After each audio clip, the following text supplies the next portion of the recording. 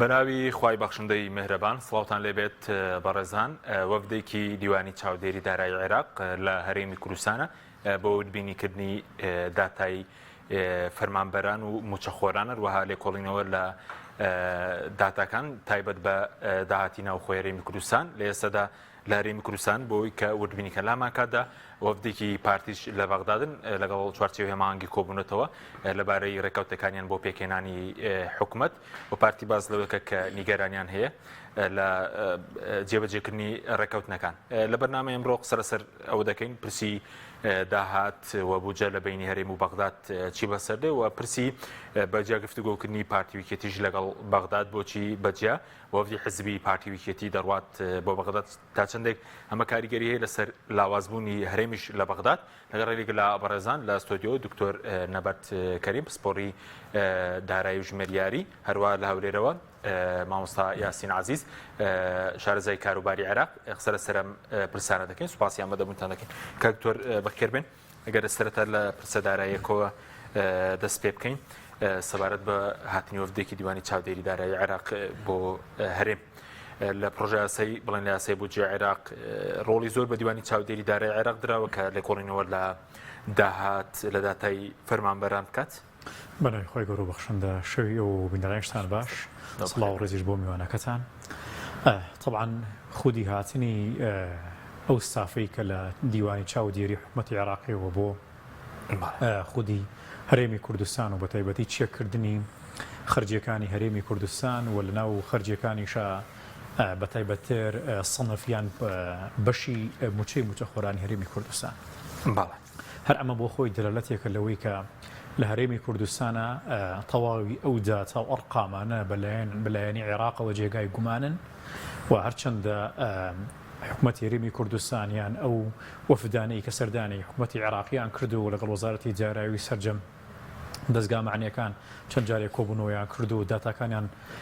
تەسلیمیان کردو یان نیشانیان داوە حکوومەتی عێراقی نەگەیاندووە بۆ قەناعەتەی کە حکوومەتی هەرێمی کوردستان ئەم ڕێژە لە خەرجی هەبێ بەتایبەتی بۆ کەرتی موچەی موچەخۆران ئەوەی کە هەیە نزیکەی وابێتە نزیکەی 2 هەفتە دیوانی چاودێری دارایی ستافێکیان لە وەزارەتی دارایی حکوومەتی هەرێمی کوردستان و ناو حکوومەتی هەرێمی کوردستان ئایا بۆ چێککردنی و خەرجیانەی کە باسمان کرد باش لیستی دوای دێن سەرداهاتەکان لیستی موچەخۆران ڕوون نییە ئەوەی کە ئێستا باز دەکەی کە ملیۆنێک و نزیکەی 270,000 موچەخۆر بێ بڵێن 700 زیاتر لە 700,000یان فەرمانبەر بێت بەڵگەنامە یەکلاکەرەوە نییە کە ژمارەی موچەخۆرانی هەرێم ئەوەندە بێت بەتەکیدی لە هەرێمی کوردستانە ڕێژێکی زۆر خەڵکانێکن کە موچە وەرەگرن کە هیچ ئستنادێکیان قانونێکی وەرگرتنی موچەیانێ هەرەوەی کە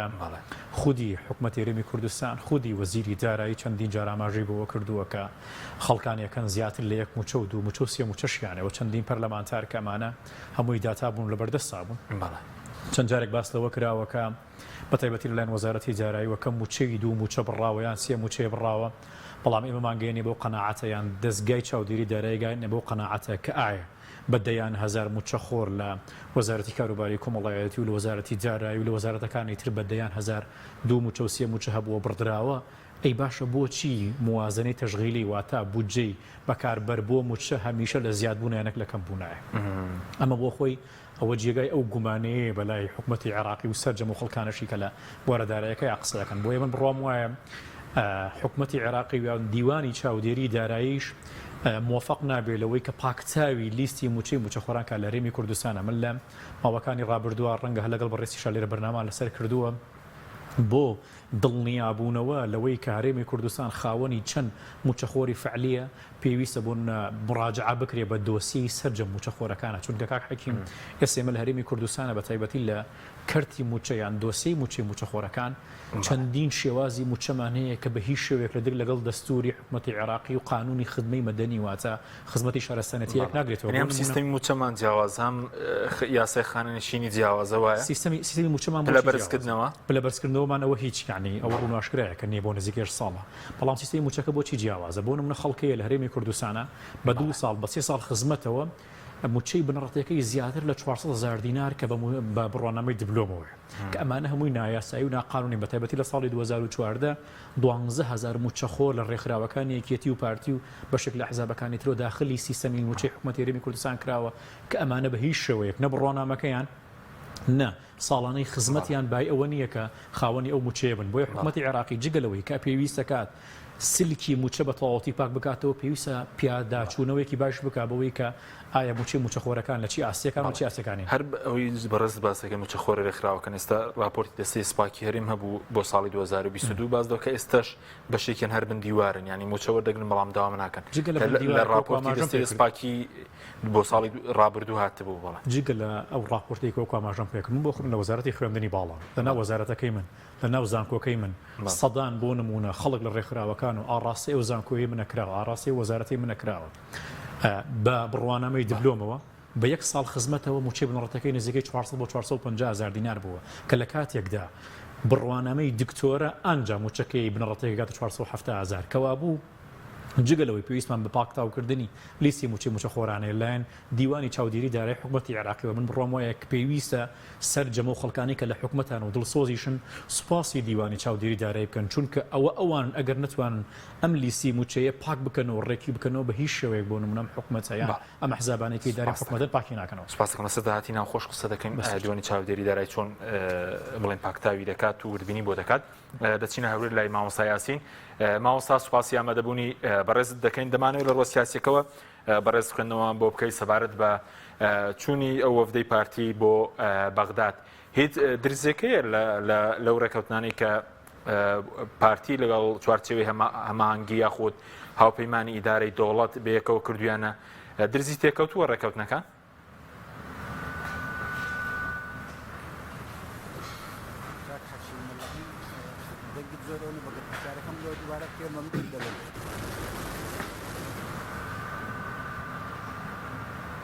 بەڵێ مامۆستا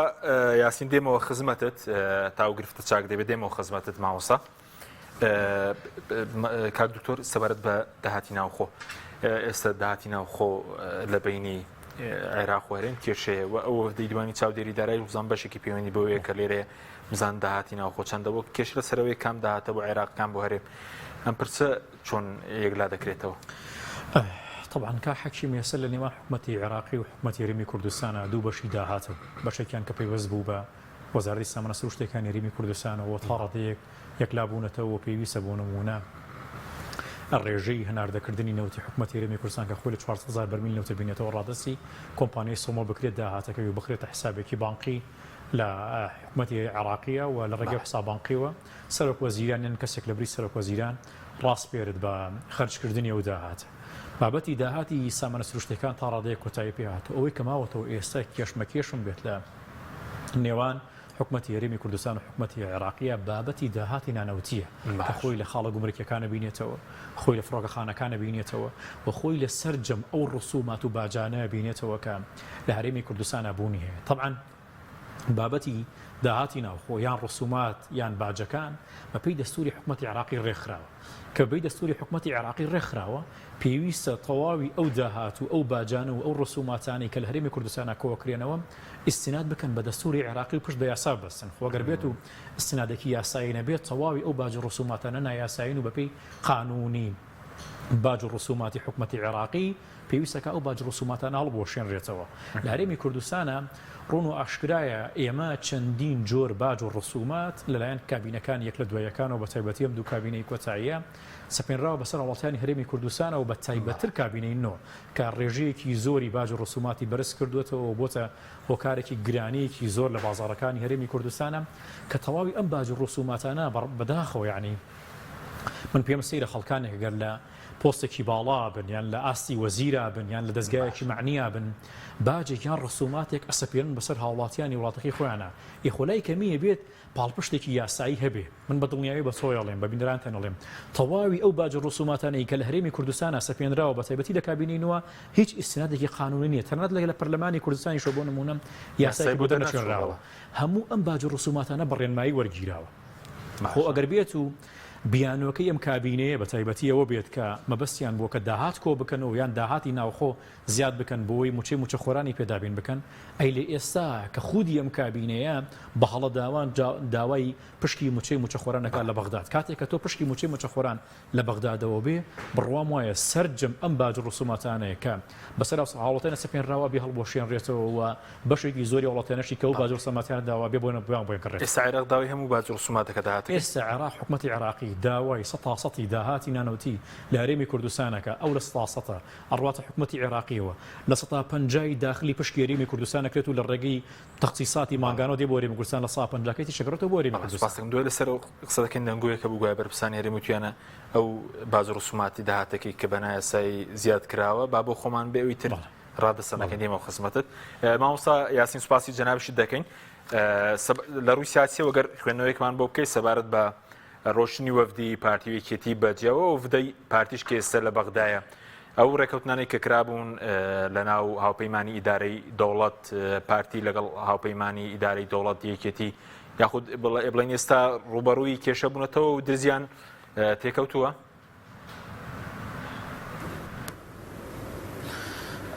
بنای خی گەورە مێرەبان زۆر سواسکە حەچیم ڕێسڵام لە کاگرێت و تەواوی بینەرانی کەناڵی خۆشەویستی پەیام دیارە گرفتەکان زۆر زار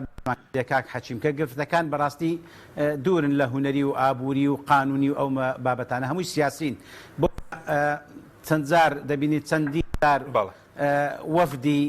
هوەری یاسایی دارایی دەچن کە گرفتەکان چارەسەر نابن دیارە باسمان کردێ زۆر جار کە گرفتەکان سیاسین ئەوەی ئیدارەتی دەوڵەت با بڵێن کە دروست بوو شتێکی تایبەتی بۆ پارتی دیموکراتی کوردستانم زۆر جار لە بەرنامەکان دەردەچم لایانی بەرامبەرم نوێنەی یان ئەندامێکی پارتی خۆیان باز دەکەن کە بە ناچاری چوونە ناو ئەو هاوپەیمانەتەکە تا نەبن لە حکومڕانی عێراق بۆیە دەتوانین بڵێن ئەو هاوپەیمانەتی ئیدارەتی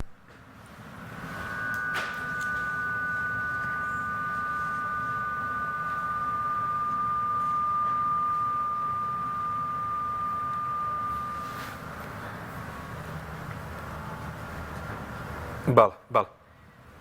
مامۆستا یاسین داوای لێبوون لە جەنابەت دەکەین دیارە دەنگت باش ناگاتە لای ئێمە دێمەوە خزمەتت مامۆستا یاسین کاکتۆر باسی ئەو داهاتانەمان کرد کە ئێستا باج و ڕسومات عێراق داوای هەمووی دەکا ئەمە دروستە کە بەرپرسانی هەرێم بتوێن ئەو باج و ڕسوماتانەی کە بە پێی یاسای عێراقی نێمە داهاتەکەیان وەردەگرین با بۆ ئێوە بێ ئەوەی کە بە نایاسایی وەربگیرێ داهاتەکەی بۆ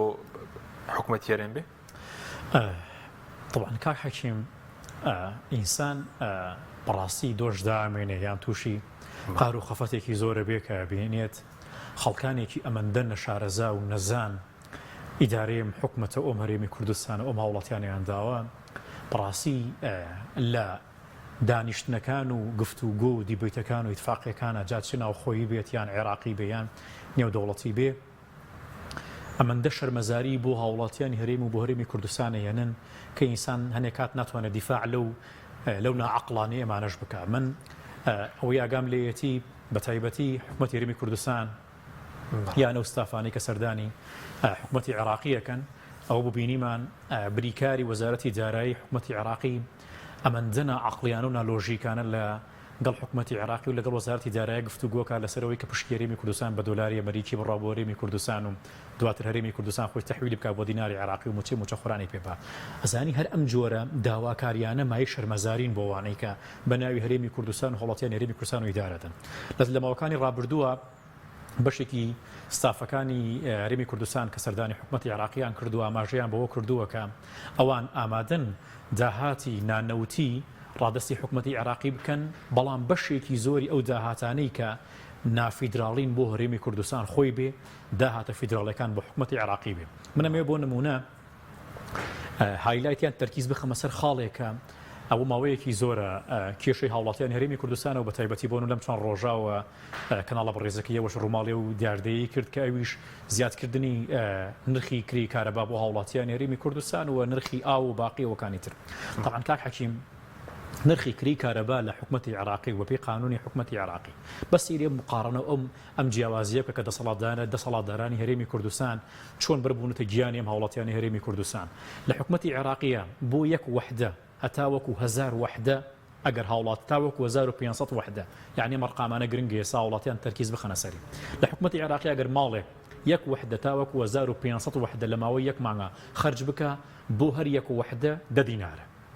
لە هەرێمی کوردستانە هەر یەک وحدە کراوە بە 156 دینار بۆ 157 دینار بە سێری ئەم فەرقەکە یعنی لە 150 لە 100 بۆ 15 قات لەسەر هاوڵاتیانی هەرێمی کوردستان گران کراوە خۆب ئەگەر بێت و لە حکومەتی عراقیە هاوڵاتیەک بۆ یەک مانگ لە 4000 وحدەوە هەتا وەکو مالە نیهایەوە تا 10000 وحدە و 20000 وحدەش خەرج بکە بۆ هەر وحدەیەک 120 دینار لەسەر هاوڵاتەکە کەوتووە کەوابوو ئەگەر هاوڵاتیەک لە عێراقا لە ماوەی یەک مانگە 100,000 وحدەش خەرج بکە هەر وحدەیەکی لە 120 دینارە بۆ حساب بکرێ بەڵام لە هەرێمی کوردستانە لە یەک وحدەوە لە 150 دەست پێکە ئەو لە سیتیەکان بڵێن کە ئێستا چۆتەبواری جێبەجێکردنەوە بەعام لە عێراقا وەکو ئاماژەم پێ کرد یەک وحدە کریەکەی 10 دینارە لە هەرێمی کوردستانە پلانەکە ئەوەتانی یەک وحدە بکەنە 150 دینار بابینە سەر ئێستا لە سیتیەکان جێبەجێکراوە ئێستا لە سیتیەکان لە عێراق لە یەک وحدە تا 1500 بە 10 دینارە و ئەگەر بێت ئێستا لە هەرێم لە بەشێکیان چۆتە بواری جێبەجێکردنەوە بە 156 دینار و ئەگەر بێت و بێنێ سەر کری ئاو لە عێراقا طبعا بۆ یەک مەتر سیەجای ئاو لە عێراقا حکومەتی عێراقی 12 دینار وەرەگرێ بە سێریان فەرقە بکە یەک مەتر سیەجای ئاو لە حکومەتی عێراقا بۆ ماڵێک 12 دینارە لە ماڵەکەی منە یەک مەتر ئاو بەسەنێ بێ باش 3000 دینار 12 دینار لەکوێ 3000 لەکوێ کەوابوو سێری ئەم فەرق و جیاوازیە بکە یەک مەتر ئاو لە حکومەتی عێراقیە یەک مەتر ئاوی سیەجا 12 دینارە بەڵام لە حکومەتی هەرێمی کوردستانە لەژێر سایی ئەمن و عەباج و ڕسوماتانەی کە سەپێنراوە بەسەر وڵاتیانە یەک مەتر ئاوی سیەجا 3000 دینارە 12 دینار لەکوێ و 3000 دینار لەکوێ خۆ ئەگەر قسەکە لێرە ئەوەیە ئایا ئێمە حکومەتی عێراقی بێت و دەستوری عێراقی جێبەجێ بکە بەسەر ئێمە قازانجی هاوڵاتیان یان زیانی هاوڵاتیان واتە بۆنمە تۆ بینە پێش چاوی خۆت ئەگەر بێت و قانونی عێراقی جێبەجێ بکرێ یان سیستەمی باج و ڕسوماتی فیدراڵی جێبەجێ بکرێ بەسەر هاوڵاتیانی هەرێمی کوردستانە یەک وحدە 10 دینار بێت باشترە یان یەک وحدە 156 دینار بێ یەک مەتر ئاوی سیەجا 12 دینار بێ باشترە یان یەک مەتر ئاوی سیەجا 3000 دینار بێ لە سەرباریەوەی نە ئاو هەیە و نە کارەباکەش هەیە کەوابوو ئێمە گەین بەو قەناعەتە حکومەتی هەرێمی دەسەڵاتدارانی هەرێمی کوردستان من هەمیشە وتومە ئەم دێکاتە بێ گاز لە زمانی خۆم بگرم کە بەمانە بڵێم حکومەت هەمیشە جاروایە بیری خۆمێنمەوە لە بەرنامەکانیشە زۆر کات لەگەڵ تو باستەوە کە مەڵێم ئەمە حکومەت نییە ئەمە دەسەڵاتە چونکە بەڕاستی بە هیچ شێوەیەک سیفاتی حکومەتیان نییە بۆیە جێبەجێکردنی قانونی مالیە و قانون ڕسومات و باجەکان لە حکومەتی عێراقیە بەسەر هاوڵاتیانی هەرێمی کوردستان جگە لە خۆشبەختی هیچ زیانێکی دیکەی نیە ئەی داهاتەکان ئێستا دەبێت چۆن داوەش بکرێن ئێستا ئەو توێژەی لە بینی هەرێم بەغدا ئێستا و داهاتانی کە بەنایە سایش وەردەگرین باز و ڕسوماتیان زیاد کراوە هەر دەبێ عێراق بگەڕێنەوە عێراق ئەوە چۆن ماوەڵی لەگەڵا کرێ ئێمە لێرە بۆ نمونە ڕەنگە ئێستا خەڵکانێکە بن بڵێن دیسانەوە پەنایان بردووە سەر بۆ دادگای فیدراڵی بڕوام وایە ئەگەر داوا بکرێت لە ستێپەکانی ترا بۆ پەرلەمانتەرە بەڕێزانەی کە لە بەغدادن یان ئەو خەڵکانەشی کە ئەیانەوێت یان ئەو حزابانی کە ئێستا لە هەرێمی کوردستانن ئەم کەیسانە بەڕاستی کاک حەکیم زۆر گرنگە بکرێت ئەم کەیسانە لەیان ئەحزابە معارەزیەکانەوە یان ئەندام پەرلەمانە بەڕێزەکانەوە یان خەڵکانی شارەزاییەوە بجوڵێنێت بۆ ئەوەی سیستەمی باج و ڕسوماتی مرکزی حکومەتی عێراقی لە هەرێمی کوردستانیشدا جێبەجێ بکرێت چونکە بەڕاستی ئەوەی لە هەرێمی کوردستانە ئاگوزەرێ بە هیچ شێوەیەک پەیوەندی بە سیستەمی داراییوە نییە بە هیچ شێوەیەک پەیوەندی بە دەستوریوە نییە بە هیچ شێوەیەک پەیوەندی بە قانونیوە نییە تەنها پەیوەندی بە چەتەگەرایەتیوە هەیە ئەم ئەحزابانە دیێن لە ڕێگەی ئەم سیستەمی باج و ڕسوماتانەوە دنیایەک داهات و پەرە لە هاوڵاتیان کۆکەنەوە بۆچیانە بۆ ئەویانەکە جێیشێک لە ئیعلامیەکانی خۆیان جێیشێک لە کەناڵ و تەلەڤیزیۆنەکانی خۆیان جێیشێک لە پەیجەکانی خۆیان بژێرن بۆ ئەوەی کە بەیانی خەڵکانێکی ئازا و دەنگدلێر ویستی قسەیەک بکە 1001 تۆمەت و 1001 بۆ ناشرین بخەنە پاڵێن بۆیە بەشێکی زۆری ئەم داهاتانە ئەڕوات ڕاستەوخۆ نەڕۆتە خەزینەی حکومەتی هەرێمی کوردستانەوە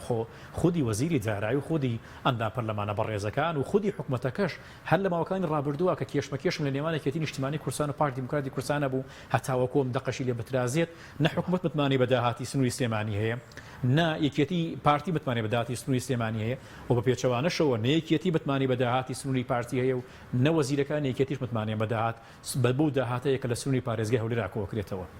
کەوابوو بۆ هاوڵاتیان بۆ دەسەڵاتدارەکان بۆ پەرلەمانتارەکان و بۆ خودی حکوومەتی عێراقیش ڕوون و ئاشکرایە ئەو داهاتە نانەوتیەی کە لە هەرێمی کوردستانە کۆکرێتەوە یەکەم استنادی قانونی نییە دووهەم نەڕۆتە خەزینی گشتی حکوومەتی داهاتانێک ئێستا عێراق داوای هەمووان دەکا ئەوەش کە بە نایاساییش داهاتەکەی وەردەگیری لە باز و ڕسومات یاخودەوە چوون یەکلا دەکرێتەوە مادام لەم ئێستا داوا دەکرێت بەڵێ لەم حاڵەکاتە ئەگەر ئێستا بە تایبەتی حکوومەتی هەرێمی دەسەڵاتدارانی هەرێمی کوردستان یان بە تایبەتتر وەزیری دارایی باشە ئەتوانێت باشترین هەنگاو هەڵبنێ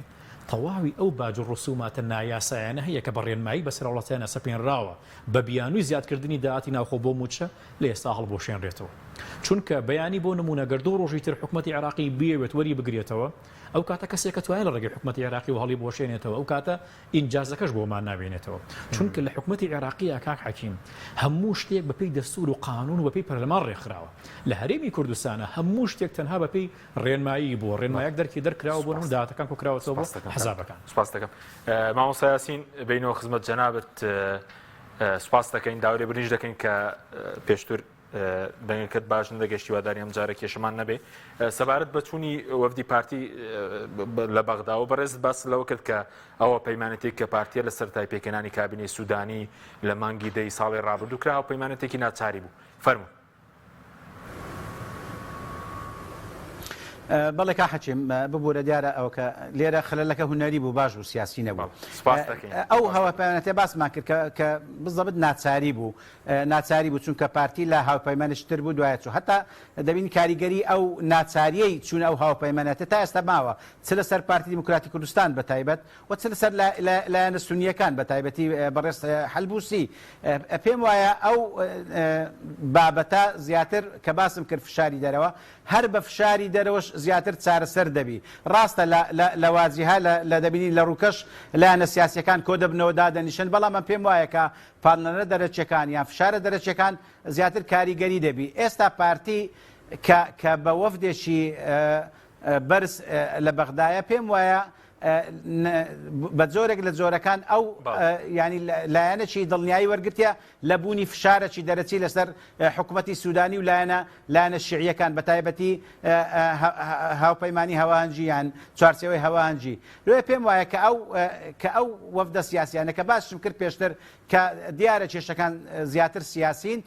دوای لە ڕووکەش دەبنە هونەری و یاسایی و دارایی ئەوانە پێویستە ئەوە کرێ بەڵام دیارە گرفتەکان زیاتر لەلایەنی پارتیە کە باسی بە چوونی وەفدی پارتی زیاتر دەکەین دیارە یەکێتی چالاکانەتر سیاسیانە دەزولێتەوە لەگەر بەغدا و دیارە پێشتریش نزیک بووە یان پێش دروستکردنی حکوومەتی سوودانی یەکێتی پەیوەندیەکانی باشتر بوو لەگەر چوارچێوەی هەماجی هەر لەوەش بوو یەکێک بوو لەو هۆکارانەی کە بووە ئەوەی کە سەدر و پارتی و حەلبووسی نەتوانن حکوومەتی زۆرینە پێک بێنن بۆیە ئەو گرفتانە زیاتر ڕوبەڕووی پارتی دەبتەوە کە زیاتر سەرکرداتی حکوومەتی هەرێمی کوردستان دەکا پێم وایە زیاتر کێشەکان بەڵێن بە بنەبڕی چارەسەر نابن بینی پارتی بە تایبەتیان حکوومەتی هەرێم و حکوومەتی سوودانی ئەمن لە بەرنامەی جەنابەت ئەگە بەبیرت بێ پێش دروستکردنی حکوومەتی سوودانی ئەمن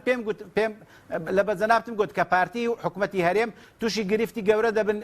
لە مامەڵەکردن لەگەر حکوومەتی سوودانی چونکە حکوومەتی سوودانی ناتوانرێ ڕاستەوخۆ مامەڵەی لەگە بکرێ هەروەکو لە حکوومەتەکانی پێشتر بوو بە تایبەتی لە حکوومەتی بەڕێز کازمی بۆیە پێویستە لە چەند لایەنێک لە چ لایەنێک هەندێک فشار دروست بکرێ هەندێک با بڵێن تەفاهمات بکرێت چەند لێک تێگەیشتنێکەبی لەگەڵ لایانی تر چ لایانی ناوچەی هەرێمی کە وەکو ئێران چ لایانی دەرەکی وەکو ئەمریکا ئەوجە لە ڕێی سەرکردایەتی گەورەی شیعە بخۆمان دەزانی کە سوودانی ئەو سەلاحیەتەی نییە لە ناو شیعان زیاتر ئەویش بە ناچاری کرا سەرۆک حکوومەتی عێراقی ئێستا کە بەردەوامە بۆیە پێماتی ئەو وەزع ئالۆزە سیاسیەی لە دروستکردنی حکوومەتی بەڕێز سوودانی و لە بەردەوامبوونی ئەو پەیوەندیە ناجور و ئەو پەیوەندیە ناسەقامگیرەی نێوان هەردوولایەن زیاتر پێویستی بەڕاستی بە پاڵنەری سیاسی دەبیت وە زیاتر پێویست دەکە کە لایەنی پارتی بە تایبەت سیاسیانە زیاتر بستنە پێش لە حکوومەتی سوودانی ئەو لایەنانەی کە سەرپەرشتی حکوومەت دەکەن کێشەی پارتی بەڵێ کێشەی پارتی لەگەڵ ئێستا کێشەکەی چییە؟ ئەوەیە کە ڕۆڵی لاواز بووە لە بەغداد هەوڵی زیادکردنی دەسەڵاتەکانی بڵین هەرێمەیە کە ئێستا پارتی پۆستەکان لای پارتیە پۆستەکانی هەرێم؟ خۆی بمانوێ نمانەیە واقعەکە وایە کە زیاتر پۆستە ڕسمیەکانی حکوومەتی هەرێم با بڵێن پۆستە باڵایەکان و یان ئەوانەی کە دەتوانن زیاتر فەرمانی بدەن لەلایەن پارتیە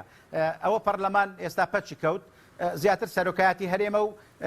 سەرۆکایەتی حکوومەتە ئەو دووەش هەر لایەن بۆ خۆیان پارتی لەگەڵ یەکێتی لە ناو هەرێمی کوردستان گرفتیان هەیە کە ئەوە زۆر جار باسمان کردی هۆکارێکە بە لاوازبوونی ئەمە دوور لە ئەوەی کە چەند گلەیمان لە پارتی هەیە یان لە یەکێتی هەیە یان لە حکومڕانی هەرێمی کوردستان هەیە ئەو ناکۆچیانە و ئەو کێشا و گرفتانەی کە زۆر بەڕاستی زەق بوویتەوە لەو ماوەی بینی یەکێتی و پارتی وای کردێ کە هەردوو لا لاواز من لە بەغدا ڕاستە جار بەجار لایەنە شیعیەکان زۆر بە زیرەکانە و عاقلانە ینی مامەڵە لەگە پارتی یەکێتی دەکەن جارێک وەکو دیتمان لە بابەتی سەرۆک کۆمار زیاتر لە پارتی نزیک بوون ئەوەکەی پارتیان بەسەریە خست دوای هاتنەوە لە بابەتی تر لە بابەتی بە تایبەتی بودجە بەلایەنی یەکێتی ئەوان دەزانن یاریەکەی چۆن بکەن واش باش یەکێتی و پارتی و عقلیەتی حکومڕانی هەردوو لایەن و سیاستکردنی هەردوو لایەن باشیتەوە بۆیە وا دەکەن کە بەداخەوە لە ئەنجام قوارەی هەرێم پێ لاوازبی لاوازبوونی قوارەی هەرێم لە ناکۆچی نێوان دوو حزبی دەسەڵاتە لە کوردستان زیاتر پێش ئەوەی کە لاوازی یان لێک تێک نەگەیشتنی ئیدارەی کوردیوی لەگەر ئیدارەی بەغدا. باشە مامۆستا سەبارەت بە پارتی ئەگەر بڵێن ئێستا باز لەوە کرێت کە لە ڕووی داراییەوە هەتا دوێنێش بڵێن تانەی مەسرور بارزانی ڕەت کراوە ئەوەی کە مامەڵک بکات لەگەڵ سلێمانی دادگای فیدراڵ بڵێن بەدەستوری دانا وایسا باز دەکرێت لە ڕووی داراییەوە و پارێزگایەک مامەڵ لەگەڵ هەرێم دەکرێت وە لە مەسلەی نەوت لای پارتی بوو پێشتر ئێستا لای نەماوە مەسلەی هەڵبژاردنەکان بە هەمان شێوە پێشتر پارتی زیاتر بڵێن سێتەرە هەبوو بەسەر دام و دەستگاکانی هەڵبژاردن ئایا ئێستا پارتی هیچ کات دەگاتەوەی کە لە عێراق بکشێتەوە یاخود ئەو کارتێکی لاوازە لەم کاتەدا یاخود ئەسڵەن دەگەنە ئەو بارودۆخە؟ کاک حەچیم ینی کشانەوە لە پرۆسی سیاسی لە عێراق ینی شتێکی بەڕاستی وەکو واقعی سیاسی ناماقوڵ ینی ئەگەر کشایەوە بەدیلی ئەو کشانەوەی چییە؟ ئێمە بەداخەوە قوارەی هەرێم لە ژێر مەترسیدایە ئیدارەی با بڵێن مەلەفی سیاسی لەلایەن هەرێمی کوردستان حیزبەکانی هەرێمی کوردستان بەتایبەتی ئەو دوو حیزبە زیاتر یەکێتی و پارتی بەخۆی لاوازە لەگەر مامەڵەکردن لەگەر ئەوەی دوای ئەمە لەبیرمان نەچی تا ئێستا وەکو باسم کرد ئەمە زۆر جار باز دەکەم بەڕاستی سەنجی مەحەک لە پەیوەندیەکان یان لە بەهێزبوونی ئەدای سیاسی کوردی زیاتر ئەوەیە کەمە لەگەر ئەمریکای پەیوەندیەکانمان باش بووی ئەمریکا ئێستا لەو ماوەیەی بەڕاستی زۆر ناڕازیە لە ئیدارەی هەرێمی کوردستان هەمومان باش دەزانین لایانی سەربازی لایانی ئیداری ئەو کێشانەی کە لە نێوان ئەو دوو حزبەی دەسەڵات هەیە ئەمریکا لێیان بێزارە و زۆرج لێیان بێتاقەتە ینی پێی وایە کە بەردەوامبوونی ئەو جۆرە ئەدایەی سیاسی لە هەرێمی کوردستان زەرەر بە بەرژەوەندەکانی ئەمریکای دەگەنی کە نەبوونی پاڵپشتی ئەمریکا بۆ هەرێمی کوردستان بۆ دەسەڵاتی هەرێمی کوردستان پێم وایە لاوازیەکی ترە لە بەرامبەر بەغدا بۆیە ئەمن پێم وایە کە مادام ڕۆژی هەڵبژاردن دیاری کرا کە 25 ساڵی داهاتووە پێم وایە پارتی وەکو ئیدارەی حکوومەتی هەرێم زیاتر دەیەوێ حکوومەتی بەڕێز کاک مەسرور زیاتر ئیحراز نەبی بە تایبەتی لە مەسەلەی موچە ینی بەردەستکردنی موچە پێم وایە زیاتر شەڕی پارتی یان حکوومەتی هەرێم با بڵێن زیاتر لەسەر بەردەوامبوونی موچە تا دەگەینە قۆناغی هەڵبژاردننی پەرلەمانی کوردستان دوای پاشەوە فایلی نەفت یان مەلەفی نەفت بەڕاستی زیاتر تازە دەرچوو لە بەردەستی هەرێمی کوردستان ینی لایەنی لاوازی ئەو بابەتە هەرێمی کوردستانە ئەمن بەڕای خۆم پێم وایە کە سەردانی بەڕێز ڕەجەب طەیب ئەردوگان بۆ بەغدا کە بەحساب بەم زوانە بکرێ کاریگەری باشی دەبی یان کاریگەری تەواوی دەبی لەسەر بابەتی نەوت زیاتر لەوەی کە لە وتوبێژەکانی هەولێر و بەغدا دەکرێت.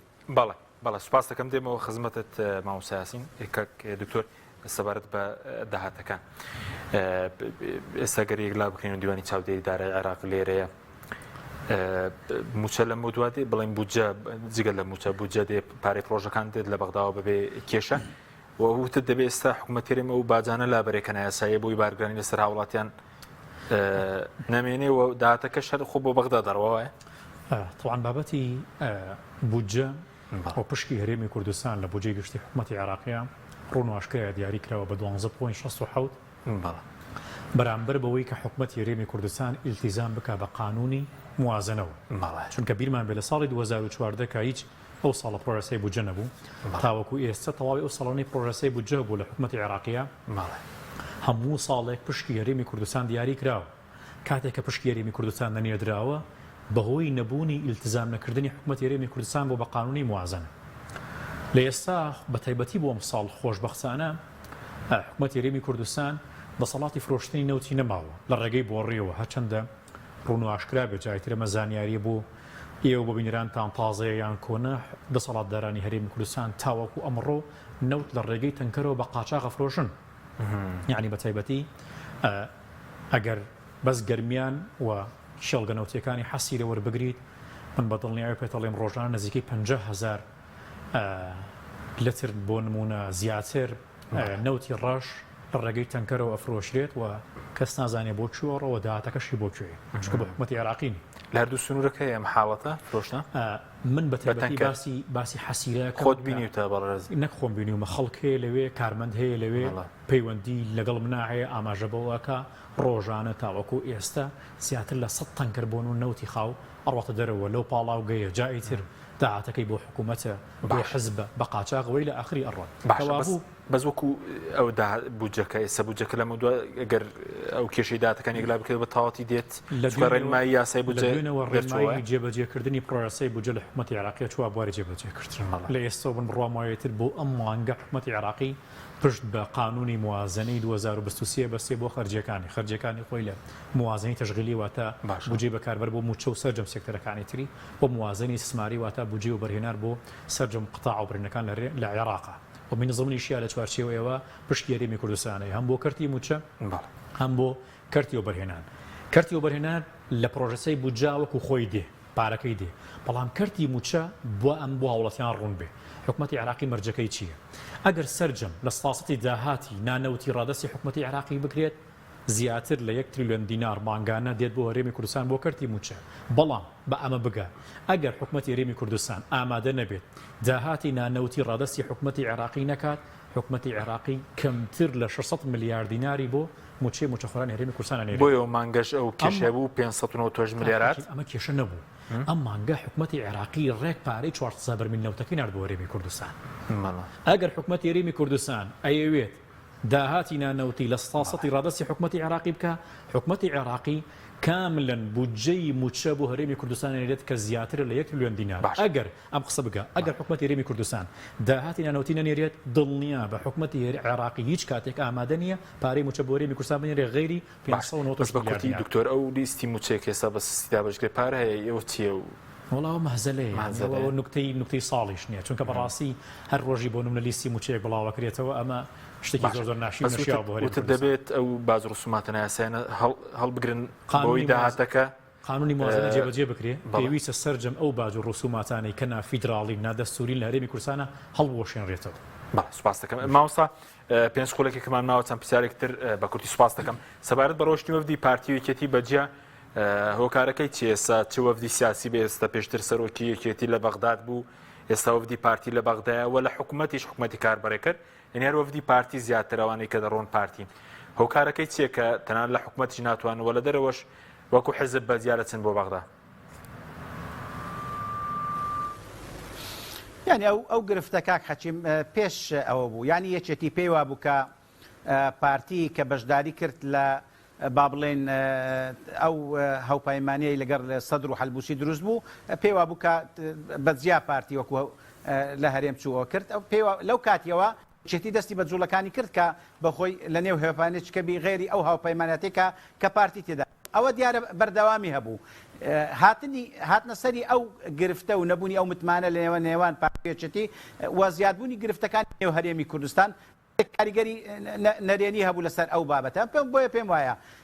بوونی وەفدی با بڵێن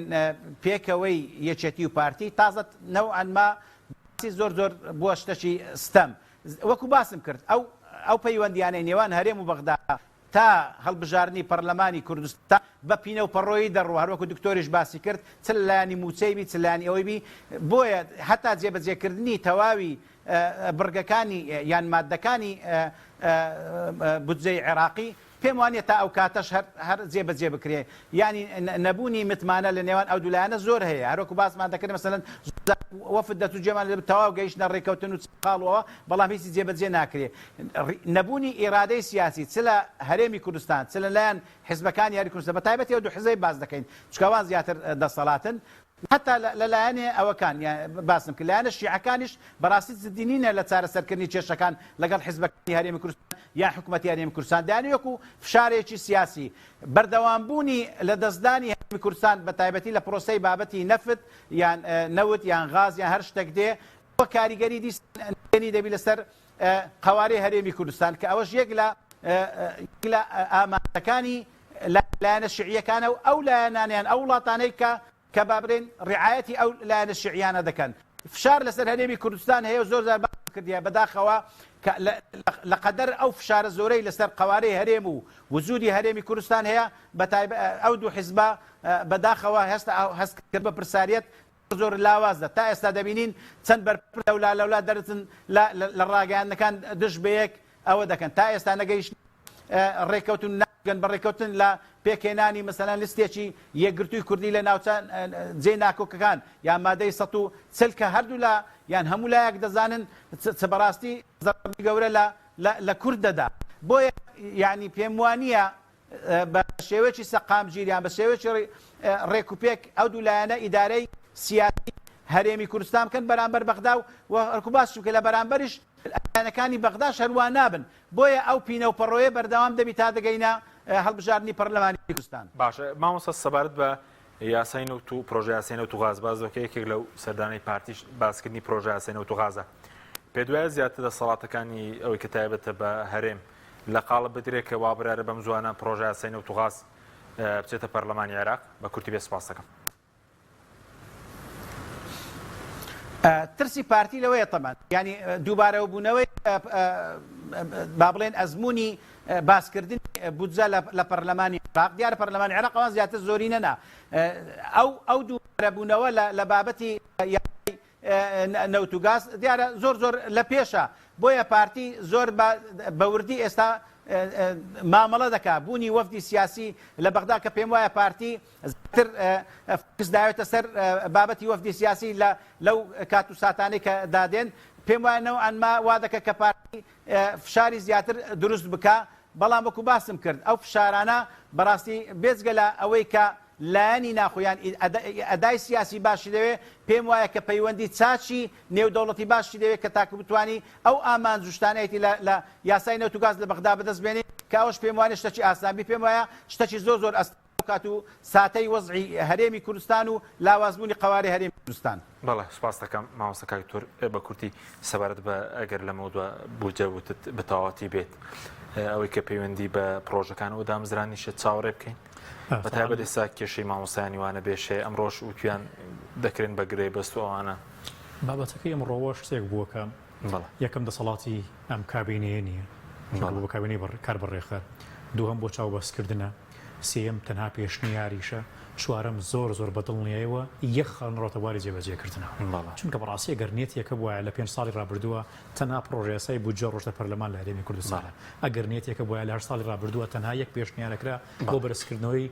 پلەی موچەخۆران ئێستا بەشیەوە هەیە مامۆستایانی وانە بێژ بکرێن هەمیشە یاخود دامەزرانی تر بکرێتەوە ئەگەر یاساکە بچێتە بواری جێبەجێکردن بە کورتی بێ سوپاس. ئەو دەمە پڕۆم وایە پێویستەکە لە بەپێی قانونی موازنەی حکوومەتی